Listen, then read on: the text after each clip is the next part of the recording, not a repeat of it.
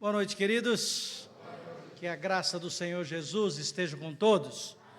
Eu digo que eu estava um pouco preocupado em relação a chegar aqui. Nós já estamos preparando as nossas malas para voltar ao Amazonas e eu estava preocupado. Eu preciso ir em Vila Rosa. O pastor disse aqui, são 43 anos que a Igreja Batista Bíblica de Vila Rosa trabalha conosco no campo missionário. Eu digo que os irmãos são os nossos parceiros, são os nossos colegas de trabalho, faz parte da nossa equipe, né? E para nós é um privilégio ter os irmãos ali conosco no campo missionário.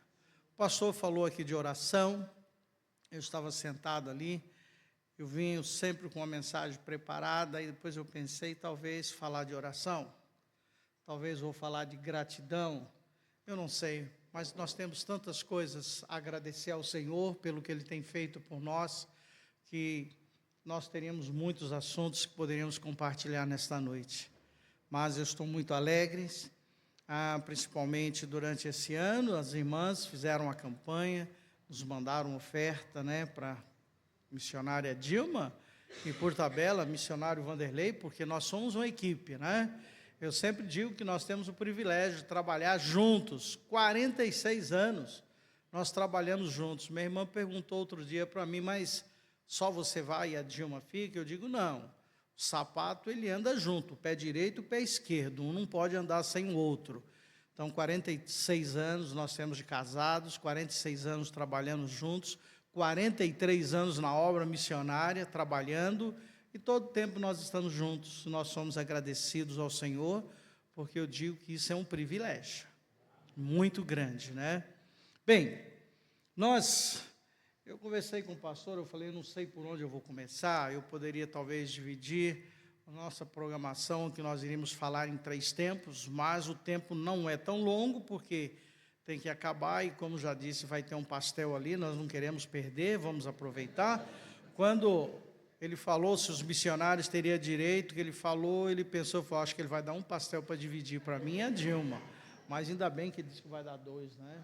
Amém por isso, né? Mas, 2 para cada um, já estão aumentando o negócio, tá vendo? Mas, meus queridos, é muito bom quando o povo de Deus também tem esta alegria de poder estar juntos, poder rir.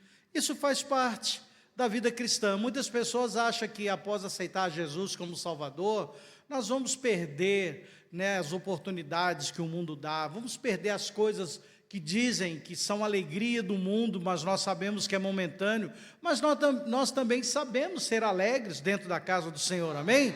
E é bom quando nós estamos juntos, e a palavra de Deus nos fala que alegrei-me quando me disseram, vamos à casa do Senhor, né? Bem, desta maneira, nós continuamos o nosso trabalho, as nossas atividades ali em Manaus. Os irmãos já sabem que nós ficamos muitos anos morando lá nas comunidades, lugares distantes, no município de São Gabriel da Cachoeira. Atualmente nós estamos em Manaus trabalhando na sede da missão. E ali nós fazemos uma infinidade de trabalhos, porque os nossos colegas estão lá nas comunidades, dependendo de nós para que tudo que eles precisem chegue até eles, inclusive as suas cartas, os seus alimentos, os seus medicamentos, cuidando de documentos, enfim, tudo que é necessário para que eles possam ficar tranquilos ali fazendo o seu trabalho. Mas, mesmo sendo missionário da Igreja Batista Bíblica Nova Jerusalém, missionário da Comunhão Batista Bíblica Nacional, trabalhando com a Missão Novas Tribos do Brasil, e atualmente como diretor de missões da Comunhão Batista Bíblica Nacional. Então, nós temos bastante coisa para fazer. E em Manaus, nós temos as nossas atividades no dia a dia, começando 8 horas da manhã com o nosso culto de oração até 8h30, quando a nossa equipe se reúne pela manhã, todos os dias, onde nós estamos orando pelos irmãos, pelas igrejas que nos sustentam, pelos nossos familiares, pelos familiares dos nossos colegas e por aqueles pedidos que chegam até nós. E depois dali, cada um sai para as suas atividades, cada um nos seus locais de trabalho. O meu local diz que eu faço trabalho externos, mas eu estou em todos os lugares, Nós estamos aqui esse ano no período de divulgação, cuidando da saúde, falando do trabalho da comunhão e, ao mesmo tempo, sempre atendendo o telefone dos colegas com algum pedido lá de Manaus. E logo nós estaremos retornando para dar continuidade ao nosso trabalho, mas enquanto estamos aqui, nós estamos visitando os irmãos, agradecendo, falando das bênçãos e contando aquilo que o Senhor tem feito em nossas vidas. E é muito bom quando nós podemos fazer isso, né? Eu quero, nesse instante, depois que eu dei essa breve introdução, quero mostrar esse filme para vocês. Aqueles que não conhecem o nosso trabalho, ou que conhecem já um pouco, vão conhecer um pouco mais. Depois eu quero falar um pouquinho mais de desafio para os irmãos, ok? Então vamos assistir esse filme para que vocês conheçam o nosso trabalho um pouquinho, tá bom? Vamos lá.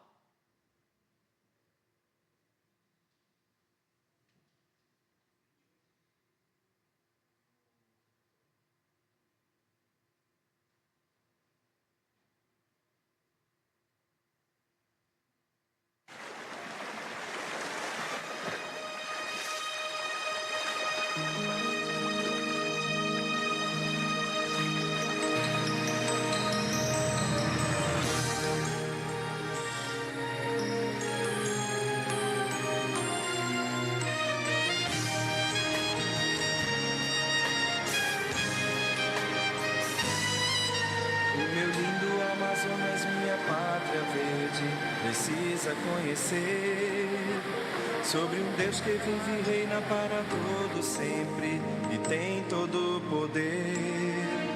A seara é grande e são poucos os ceifeiros, mas envia-me, Senhor, estou aqui.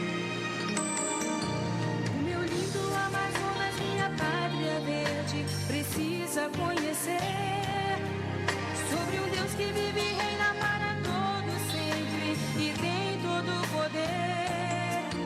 A seara é grande e são poucos os ceifeiros, mas envia-me, Senhor, estou aqui. Olhe e vejo como os campos brancos já estão.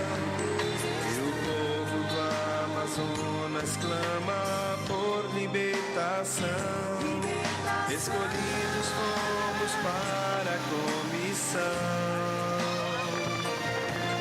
de ao ribeirinho e ao caboclo pregar a salvação.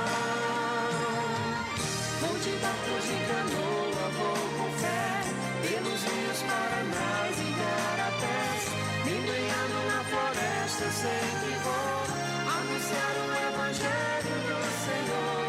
A mensagem de amor irei pregar, e o Cristo que morreu em meu lugar pra me salvar.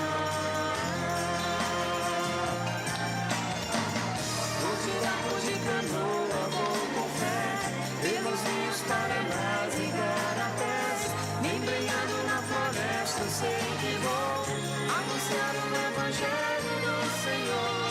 A mensagem de amor irei pregar, e o Cristo que morreu em meu lugar é me salvar, é ganhar o Amazonas para Cristo.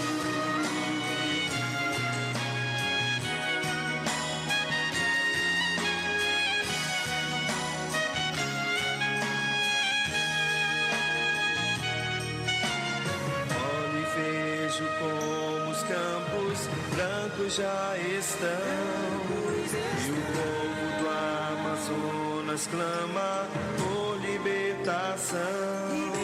Escolhidos fomos para a comissão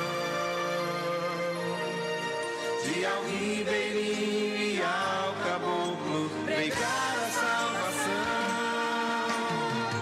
Vou de barco de canoa, vou com fé pelos rios Paranás e Garapés, embrenhado na floresta eu sei que vou anunciar o Evangelho do Senhor.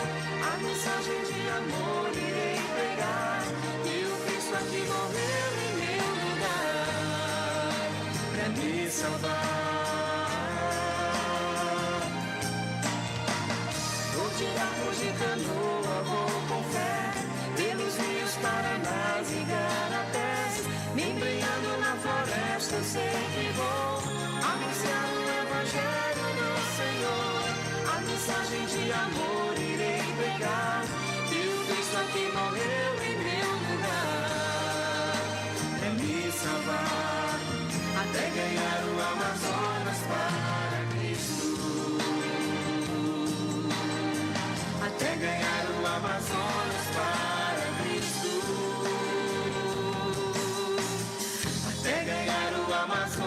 para Cristo.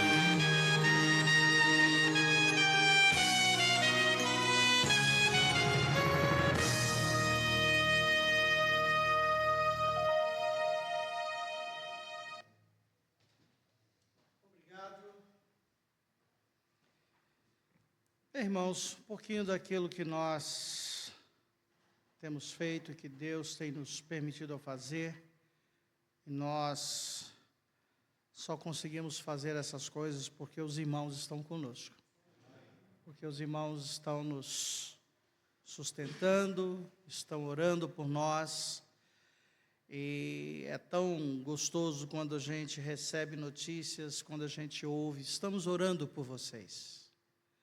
Nós sabemos que nós não estamos sozinhos. E nesse trabalho do Senhor é muito importante a igreja estar por trás, é muito importante os irmãos estar segurando literalmente as cordas, para que nós possamos fazer o trabalho. Se isto não acontecesse, não seria possível.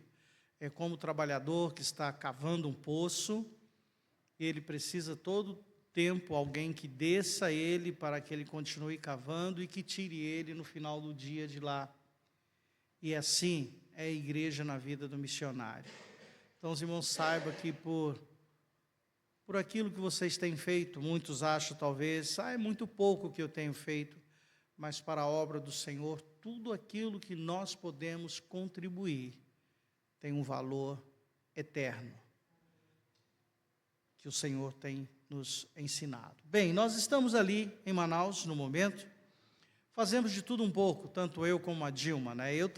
Nós trabalhamos o dia todo, nós somos missionários de tempo integral, eu fico de manhã e à tarde, a Dilma só vai pela parte da manhã, à tarde ela achou que ela deveria fazer um pouco mais, pediu a Deus que desse mais trabalho, e Deus tem dado trabalho para ela, meus irmãos. Deus realmente ouve as nossas orações, né, nas nossas atividades na missão. A Dilma pediu, Senhor, eu quero fazer mais alguma coisa. Então, iniciou-se o trabalho com as crianças. Nós começamos com uma menina de uns 12 anos de idade, quando ela chegou até a porta da nossa casa, onde nós morávamos, pedindo algumas frutas, que tinham algumas fruteiras no quintal. Eu disse para ela que ela podia chegar, que além das frutas, a tia ia contar uma história para ela. E ela chegou no sábado, a Dilma convidou para entrar, deu um café para ela, deu um bolo, contou a história para ela. Ela disse, posso trazer meu irmão? A Dilma disse, pode. E no outro domingo ela trouxe o irmão. E depois de um tempo nós tínhamos 70 crianças reunidas, todos sábados à tarde, no quintal da missão, onde eles ouviam a história da palavra de Deus e brincavam. Depois nós viemos a São Paulo, aquele local onde eles moravam eram palafitas, eles foram removidos dali, foi feito um projeto ali chamado Prosamin, e eles foram para uma outra região. Depois de um tempo, eu estava na missão novamente, a campainha tocou, uma moça chegou no portão, e ela perguntou para mim, tem uma senhora que mora aqui, ela ainda se encontra? Eu falei, sim. Aí chamei a minha esposa, ela entrou, ela disse, a senhora me conhece? A Dilma falou, não lembro. Ela disse, eu sou aquela menina que vinha aqui quando a senhora contava as histórias. Agora eu moro num bairro bem distante, e aquelas histórias que a senhora contava para mim, agora eu conto para as crianças lá na igreja onde eu tenho frequentado. Meus irmãos, quando nós ouvimos isso, a palavra de Deus diz que uma alma vale mais do que o mundo inteiro. Eu tenho observado, dos tempos para cá, que as nossas igrejas não têm mais crianças. Nossas igrejas têm poucos jovens. Muitas igrejas não investem em crianças. Crianças faz barulho, crianças sujam o banheiro, crianças dá despesa, crianças não dá dízimo, não é assim mesmo? E eu ouvi de um pastor onde ele disse, bem, a gente sempre diz que as crianças é o futuro da igreja, não é assim? Mas ele disse, as crianças não é o futuro da igreja, as crianças é a igreja, meus queridos. Mas muitas vezes nós não olhamos desta maneira, muitas vezes nós não cuidamos delas. Enquanto nós vemos muitas andando pelas ruas, totalmente perdidas, desamparadas, passando fome, usando drogas, na prostituição, as nossas igrejas estão vazias, faltando essas crianças. Então, quando eu olho para isso, eu vejo que nós também temos falhado grandemente nisso. E pensando nisso, a Dilma gosta muito de trabalhar com crianças, e aí nasceu o projeto ABCD, que é Amando e Buscando Crianças para Deus, e ela começou então esse projeto. Depois dessas 70 crianças nesse lugar, quando nós retornamos, tem um outro local da missão, que é onde ficavam os nossos filhos quando nós estávamos na aldeia, que é um local chamado Dormitório Paulo Korenchuk, mas fica na rua General Carneiro, então é conhecido como Casa Carneiro. E ali então nós começamos também com as crianças, e depois de pouco tempo tinha 120 crianças. Dessas crianças, enquanto a Dilma estava contando história para elas, eu estava no fogão, fazendo uma carne moída para colocar no pão, uma salsicha, preparando um suco para elas. O meu filho ficava com os meninos no campo, jogando futebol com eles, as meninas jogando vôlei. Para muitos deles, eles esperavam esse momento também de comer o lanche, porque para muitos era a única refeição que eles tinham durante o dia.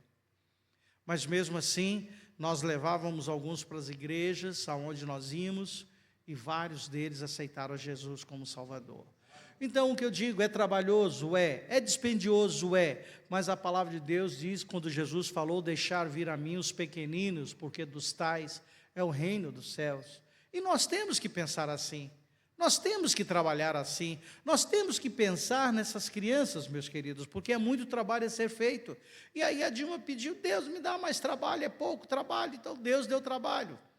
Aí nós fomos para os hospitais. Ela primeiro começou a trabalhar com a PEC, foi até lá, depois foi ser professora na PEC, depois hoje ela faz parte da diretoria da PEC, mas ela falou, eu não quero trabalhar com crianças em escola, eu quero trabalhar com crianças nos hospitais. A PEC não faz esse trabalho. Mas ela começou no Hospital do Câncer, ou seja, na casa onde ficam as crianças, começou o trabalho ali, depois de um tempo o trabalho não foi possível dar continuidade, por vários motivos, ela foi para outros locais, e aí ela começou o trabalho num local chamado Pronto Socorro, Hospital e Pronto Socorro João Lúcio. Um hospital grande, mas do lado dele tem como se fosse um mini hospital, e é chamado de Joãozinho, e ali é onde ficam as crianças completamente separadas. E ela começou a trabalhar ali, a assistente social a convidou, ela entrou e começou a contar histórias, e ali ela atingia os pais que estavam ali também, os acompanhantes, os funcionários, mas não é só ir contar história, porque toda vez que ela vai, ela leva sempre alguma coisa, historinhas para as crianças pintarem desenho, lápis de cor de cera, ela leva apontador, em períodos de festividade, leva material de asseio pessoal, escova de dente, sabonete, pasta de dente, uma canequinha, sempre leva alguma coisa todas as vezes que vai ali.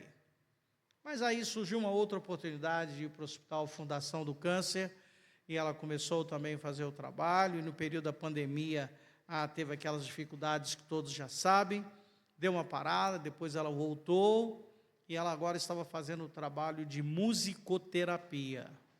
Aí muitos dizem, como trabalho, esse tipo de trabalho é um trabalho de voluntariado, nem todas as pessoas têm dons, ou querem, ou a princípio dizem, eu vou, mas quando vê a situação, logo desistem e não querem mais. Então, esse trabalho é ir no hospital para cantar para os doentes, né? Então, para aqueles que são músicos, gostam de tocar, então, é muito necessário alguém que toque um violão, ou então ela conseguiu uma irmã que tocava o teclado, e ali cantava para os doentes. Muitos já conheciam a palavra de Deus, outros não, e eles cantavam. Daqueles ali, muitos na outra semana já não estavam mais, já tinham partido pelo estado de saúde que estava, outros já tinham ido para casa, mas mesmo assim a palavra de Deus sendo anunciada e pessoas conhecendo a Jesus como Salvador. Dia em casa, recebemos uma ligação, assistente social de um outro pronto-socorro na zona leste da cidade, diz, aí é do projeto ABCD, projeto ABCD não tem telefone, o número é o nosso mesmo, a Dilma disse, sim. E aí, nós fomos lá e a assistente social, então, nos convidou para entrar no hospital. E aí mostrou o hospital para nós, como se nós fôssemos autoridades. Nós somos, a palavra de Deus diz que nós somos ministros, né, da palavra de Deus. E ela mostrou todo o hospital, todas as dependências, e falou para ela, olha, se você quiser, você pode vir todos os dias, ficar das 8 da manhã às 5 da tarde. Mas não tem como, nós trabalhamos na missão. E ela vai na medida do possível, já formou várias equipes, muitas desistem, algumas ficam doentes, não pode ir, algumas acham no início que é fácil fazer o trabalho, mas quando chega lá, vê a situação dos doentes, não volta mais, desistem, mas ela continua. Fazem 20 anos já esse trabalho. 2020, que nós tivemos em São Paulo, eu vim para fazer uma cirurgia de coluna, as minhas dificuldades que eu tenho, arrastando canoa, como vocês viram, carregando a bagagem nas costas, não é fácil. Quando eu cheguei lá, eu era novo, como diz o povo do Nordeste, eu era moderno, agora já estou um pouco mais de idade, já tenho essas dificuldades, mas, com esse problema, eu vim para fazer uma cirurgia. Quando eu cheguei no hospital, 2 dias depois, começou a Covid, aí tudo fechou-se, eu estava em Campinas, eu fui para 1 semana, acabei ficando 6 meses em Campinas. 1 semana depois do início da Covid, o neurocirurgião me chamou e ele disse, nós não iremos fazer a cirurgia, vamos fazer uma infiltração. E num dia só eu fiz 6 infiltrações na coluna. Aparentemente fiquei bom, voltei para casa onde eu estava hospedado, onde fica o pastor Osmar, né, a casa da igreja, e 10 dias depois eu resolvi voltar a São Paulo. Mas Deus tem os planos dele, nós não entendemos. Eu tirei o carro que estava lá no gramado da igreja, depois de vários dias parados, saí com o carro, quando eu cheguei em Jundiaí, o carro travou o motor e fundiu o motor. Era 3 horas da tarde, voltamos a Campinas, deixamos o carro numa oficina. Me lembro que eu estava com bastante fome, estava tudo fechado, eu fui num local, comprei 3 esfirras e comprei uma garrafa PET de refrigerante de limão. Eu sentei no sofá e eu tinha uma sede tremenda, e eu tomei aquele refrigerante. Não passou 1 hora, me deu vontade de urinar, eu não consegui urinar mais, eu comecei a vomitar, eu comecei a sentir cólicas, de rolar no chão, e eu estava tendo uma crise renal. Então Deus sabe de tudo, era para chegar em São Paulo, não cheguei, voltei a Campinas, passei mal, era 11 horas da noite, o telefone tocou, era o pastor Osmar disse para mim, o que está acontecendo que eu estou vendo a luz acesa? Mas ele mora mais ou menos 1 quilômetro da igreja, e era 11 horas da noite no sábado, ele estava na igreja preparando a lição para a escola dominical, eu disse para ele, eu estou passando mal, pastor, eu vou chegar aí, e ele me levou para o pronto-socorro, e eu fiquei 1 semana, indo para o pronto-socorro, tomava medicamento, voltava para casa. Tomava medicamento, voltava para casa. Até que eu fui internado, passei 22 dias com 2 catéteres, chamado duplo J, terrível. Estava com pedra nos rins, estava com infecção em um dos rins, foi difícil. Mas enquanto eu estava ali, a Dilma disse, o que eu vou fazer? Eu vou ficar aqui no hospital sentado, e eu lá, tomando os medicamentos. Ela disse, eu tenho que fazer alguma coisa, tenho que aproveitar o tempo. E ela pediu alguns retalhos e começou a cortar, e começou a costurar, e começou a fazer uns coraçõezinhos, né? E daí nasceu esses coraçõezinhos que ela tem feito, e eu acho que já fez mais de 1000, e esses coraçõezinhos ela tem entregue em todos os lugares que ela vai. Mas esses coraçõezinhos aqui não são nada, porque o objetivo maior é entregar a palavra de Deus. Então ela montou esse kit. Pode ser um Novo Testamento, pode ser uma Bíblia completa, pode ser um folheto, e esse coração é só um mimo que vai acompanhando a palavra de Deus. E isso tem sido entregue em muitos lugares. Na Covid, então, a gente entrava na fila e ela saía distribuindo para todo mundo. Nos hospitais, a mesma coisa, nas ruas, postos de gasolina, clínicas, né? Nós viemos de Manaus dessa vez, fizemos uma aventura, nós não viemos de avião, nós viemos de carro, 4.000 quilômetros. Colocamos nosso carro numa balsa até a cidade de Santarém, pegamos a estrada, rodamos 4.000 quilômetros, todo lugar que parava, ela abria a bolsa e saía distribuindo. O pessoal estava trabalhando na rodovia, consertando, tampando os buracos, ela abriu o vidro do carro, o senhor aceita? E entregava. Nós andamos por aqui em alguns lugares, sempre entregando. Um dia desses, nós estávamos em Guarulhos, parei para pôr combustível, ela chegou para o frentista, você aceita? Aí ela distribuiu mais algum, um veio correndo e falou, é comida, o outro diz, não, é a palavra de Deus, é a Bíblia. Também aceitou e levou mais uma palavra de Deus, um Novo Testamento desse. Então, assim, meus irmãos, tem sido feito. Os irmãos, os homens em Manaus estão fazendo, as mulheres estão fazendo. Eu fiz muitos disso aqui, enquanto eu estava sentado na rede, que eu não podia fazer nada com medicamentos. E com aqueles catéter eu ficava sentado cortando e a Dilma costurando, e aí ia sendo entregue. Corações feitos de vestido das mulheres que não serviam mais, de lençóis coloridos, enfim, todos os panos que vinham eram usados para fazer esse trabalho. A palavra de Deus diz que nós temos que trabalhar enquanto é dia, porque logo a noite vem e nós não podemos fazer mais nada. E realmente, meus queridos, há muito a ser feito. A palavra de Deus nos deu esse privilégio de fazer esse trabalho que o Senhor tem colocado em nossas mãos, e nós continuamos a trabalhar. Nós queremos continuar fazendo o trabalho do Senhor enquanto nós podemos. A palavra de Deus realmente é bem clara quando ela nos desafia, quando ela nos fala dessas necessidades, quando nos diz: convém que eu faça a obra daqueles que me enviou, enquanto é dia, a noite vem, quando ninguém mais pode trabalhar. Para o pastor Valfrido, para sua esposa que frequentava a Igreja Batista Bíblica de Vila Remo, sabe das facilidades que nós tínhamos na época, e os irmãos também, quando nós podíamos sair às ruas, pregar a palavra de Deus, quando nós podíamos fazer cultos ao ar livre. Hoje em dia não é mais permitido, mas é permitido fechar as ruas para fazer festas, quando nós somos às vezes até mesmo impedidos de chegar em casa, não é mesmo? Mas a palavra de Deus está sendo deixada de lado. Quando nós olhamos para a realidade do mundo, meus queridos, 8 bilhões, 142 milhões de habitantes, mais de 7 mil línguas existentes na face da terra.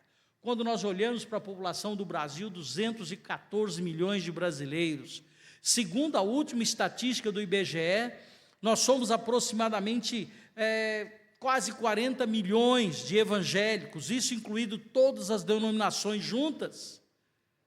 Se nós somos 40 milhões de brasileiros, ainda existe 170 milhões que não conhecem a palavra de Deus. Aí nós voltamos para o livro de Romanos, como nos diz: como virão se não há quem pregue? Como pregarão se não forem enviados? Quando fala como virão se não há quem pregue, aí está a minha responsabilidade, está a sua responsabilidade como crente em Cristo Jesus. Quando fala como pregarão se não forem enviados, aí está a nossa responsabilidade como igreja, como povo de Deus, a responsabilidade de orar, de enviar, de sustentar aqueles que estão indo. Os irmãos podem ver que não tem como nós escaparmos dessa responsabilidade de fazer o trabalho do Senhor. O que é que nós temos feito?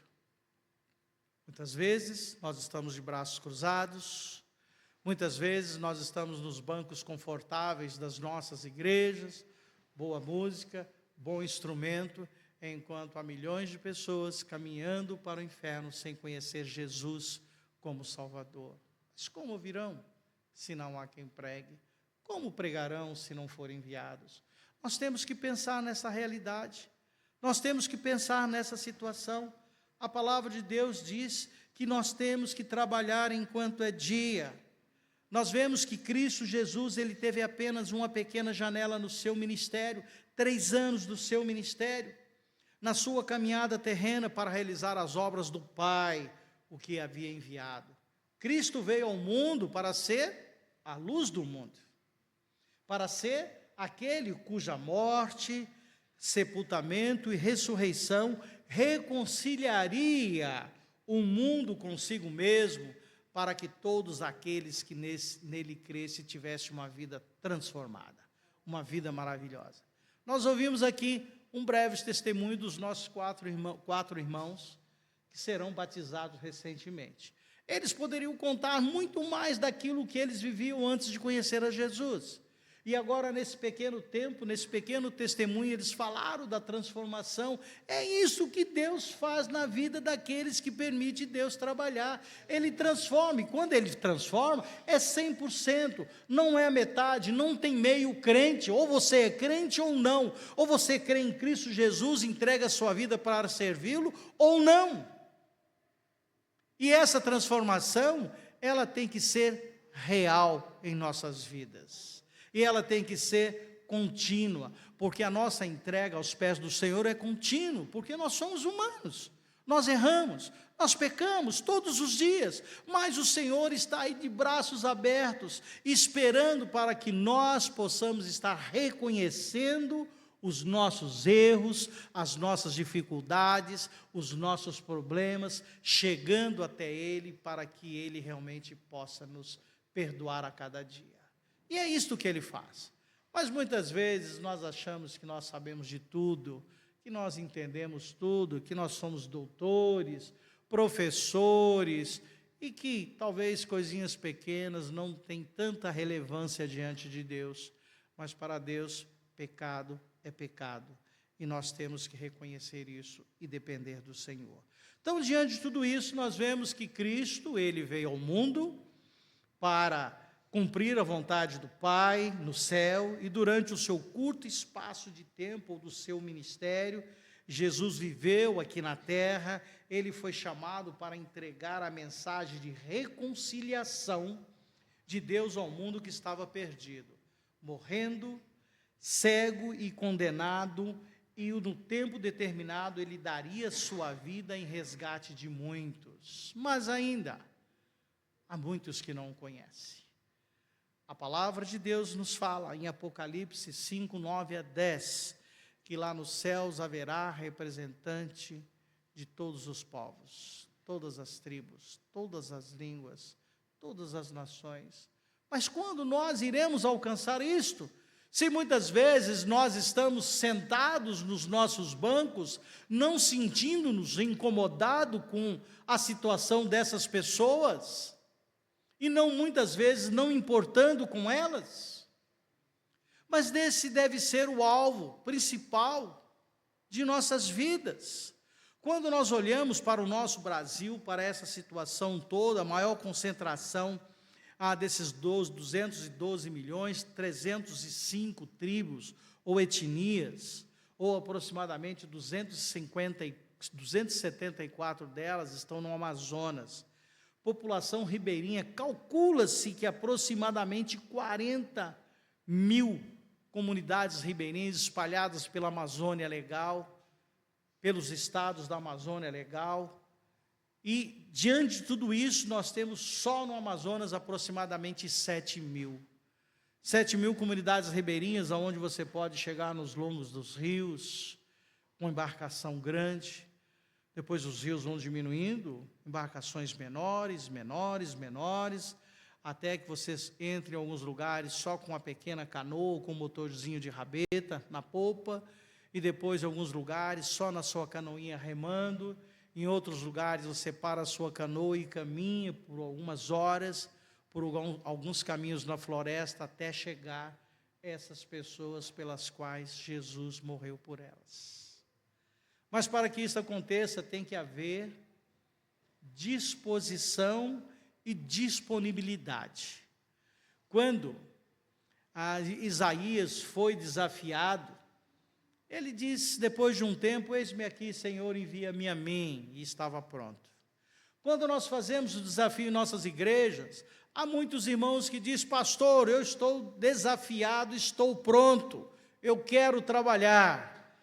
Quer dizer que você está ali disponível para fazer o trabalho do Senhor. Você aceitou o desafio. Mas quando o pastor diz, bem, então é amanhã que nós vamos fazer o trabalho, precisamos fazer isso. Pô, pastor, amanhã eu não posso, eu estou ocupado. Quer dizer que você não está pronto para fazer o trabalho do Senhor. Então, o trabalho do Senhor, meus queridos, é um todo, é todos nós juntos, para fazer a obra do Senhor. Eu acredito que se todos nós assumirmos a responsabilidade de evangelizar alguém que nós conhecemos, nós teremos a oportunidade de ganhar os nossos parentes para Cristo, ou pelo menos de falar Jesus para eles. Algumas pessoas perguntam para mim, pastor, quantas pessoas o senhor já converteu?